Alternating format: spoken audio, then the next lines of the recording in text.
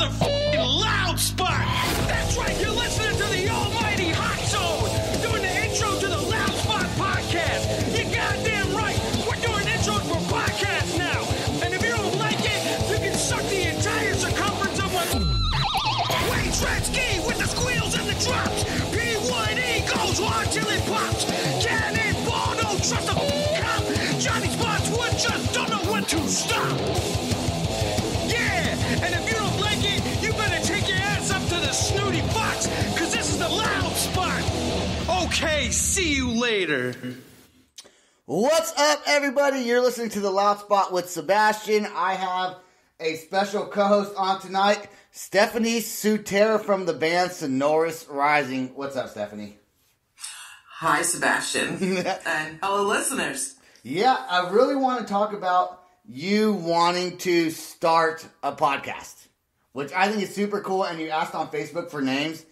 I picked the best one out of all of them, which you haven't started yet, the American Sutera.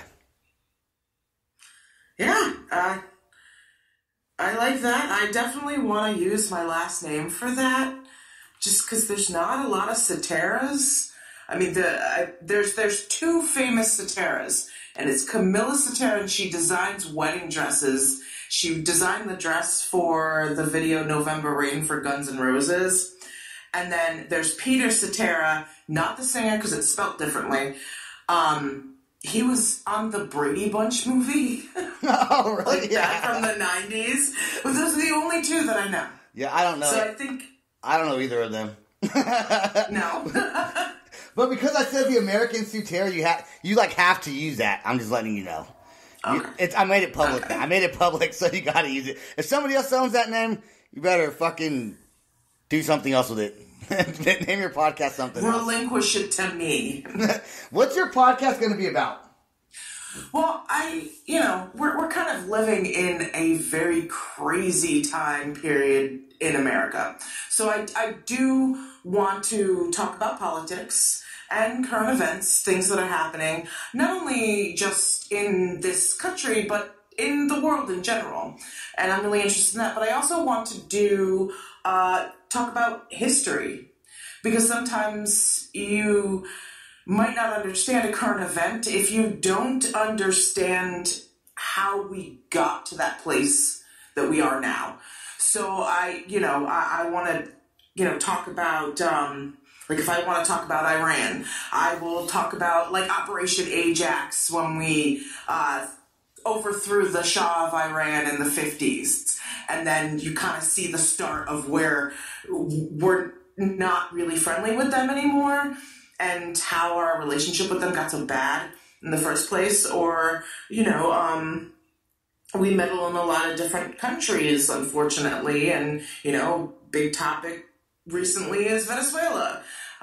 Do you want to know how bad they got? And I can enlighten you on to why they've gotten in the situation they are, going from one of the richest countries in South America to not that rich at all. No, rich in resources, but not in money. I got a buddy who used to live there, actually, and some of the stories, he was in the military, and so some of the stories he told me was like, whoa, they had to buy all their food through, Amazon to be able to get food. It was nuts, and Amazon food sucks.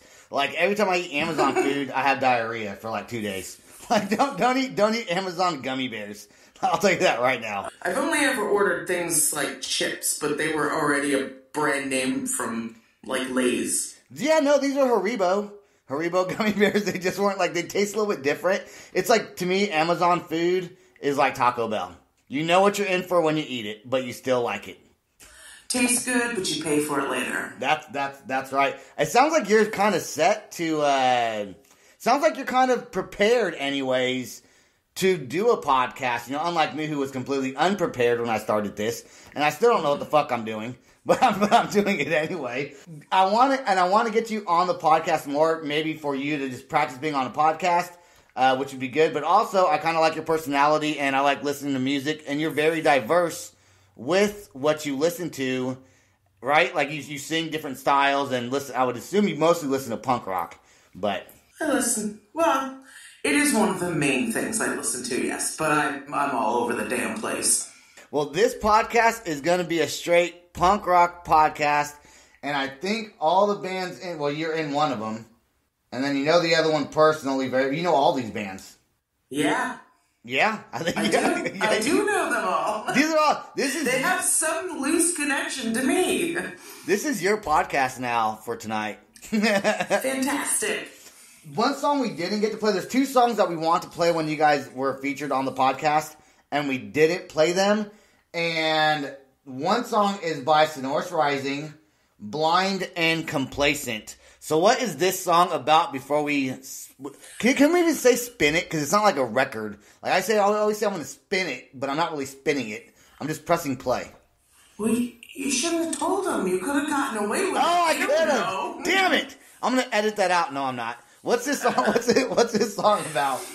Well, it's kind of like the chorus is some younger kid or like in their mid-20s, and they don't understand why they can't get out of their parents' basement, why they're not making enough money. They feel like they did all the right things and that maybe it's not something they're doing, and it's kind of like, wow, what demographic you are or where you live is sort of preventing you from getting anywhere.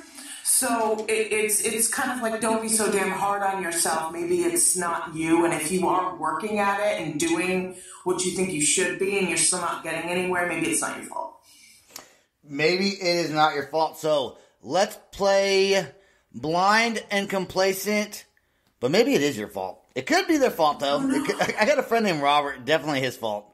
Definitely his fault because he's like 40. But here's "Blind and Complacent" by Sonorous Rising.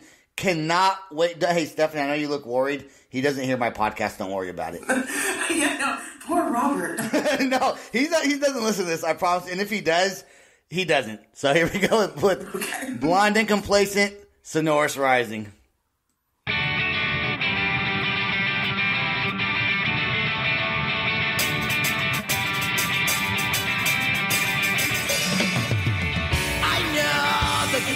Great and bows, that's under control.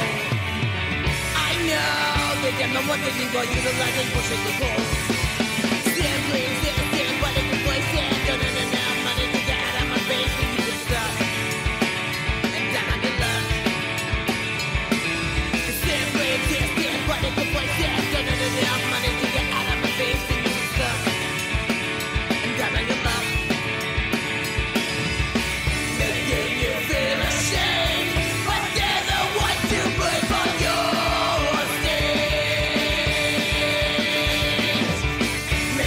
You feel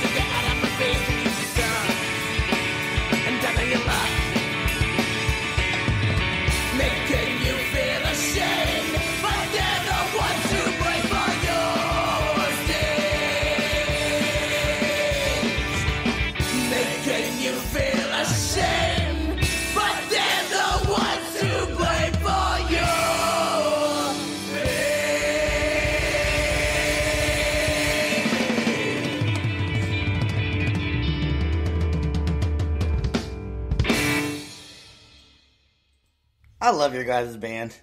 You guys are so cool. You guys are so cool. You know, okay, so here's what's fun. So I want to let listeners know that that was episode number 43, if you want to go back and listen. What's crazy about that is that was November 1st, and we're on November 12th now, right? This is episode number 52. So I've done 9 episodes in 11 days. Wow. I know. That is nuts. That's a lot. Having so many podcasts. Don't burn yourself out. Exactly. We'll still listen. No. You will. You don't have to provide that much content. I think I get less listeners when I do this many of them, because they're like, oh, I'll catch up on it later. I'll catch up on it later, you know. I think I would get more spacing it out. But here's what happened. Is I started like getting like a bunch of like bands that were okay, you know, I wanted to do band interviews and play music. Then I started getting some really, really good bands. And I already was kind of booked for November. Because I started booking November back in October. And like the podcast kind of blew up. Not like blew up like super big, but we started getting a following. And I guess I wanted to get the big bands in and not make them wait till December so they wouldn't flake out on me. And I overbooked myself. But you know what? I really do enjoy listening to music. I really do. I had a hip-hop band on here. I had a reggae band on here. But my joy of my heart is obviously punk rock. I think you know that. Well, me too. Yeah. It's what I love. So, Dead City Riot. Tell us, I know you know a lot about this band, so tell me about this band. Well, Dead City Riot is a band out of Connecticut, and it just so happens that my keyboard player, this is her old band.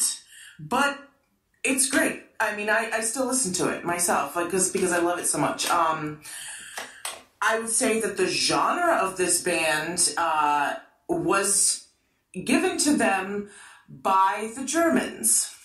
They went on tour, and when they were in Germany, after they played one of their sets, one of them walked up and called it black metal reggae. And they were like, that's it, because they had the same problem that we do, where we couldn't exactly pinpoint the genre that we are, yes. Because there's just like taking little bits of things all over the place. You know, I kind of was there with, you know, Vinny throughout this, my keyboard player, throughout their whole career. They went to Europe a few times.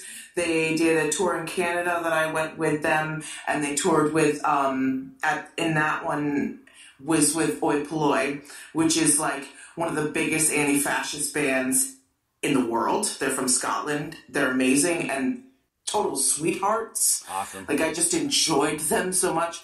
They also did a few American tours as well. They were signed to a DIY collective out of England called Riot Scott Records. And there's a bunch of great bands that are on that label as well that came out of that. But yeah, I just thoroughly enjoy their music. And this particular song that I gave you, Progeny of the Great Censorship, is written by my keyboard player. So it sort of hones in her style. And the keyboards are piano really is very prominent in the song. I feel like, you know, if you're going to be in a punk rock band, and even when you go on tour and play these shows, I really think like you can't be in it for the money when you play punk. You got to be in it for your love of the scene and the music and what you represent, because even going on tours, you make money on tours, but I don't think you're making like money to live off money. No, definitely not. I mean, you know, they sort of went into it with that mentality, like, don't make money off it. I mean, even when they would sell their merchandise, people would be like, oh, how much it is? And they'd be like, pay us what you think it's worth. And they'd look at them like, what? And sometimes people would hand you, you know, like $20 right. for a CD. Other people, they'd give you $5. But people seem to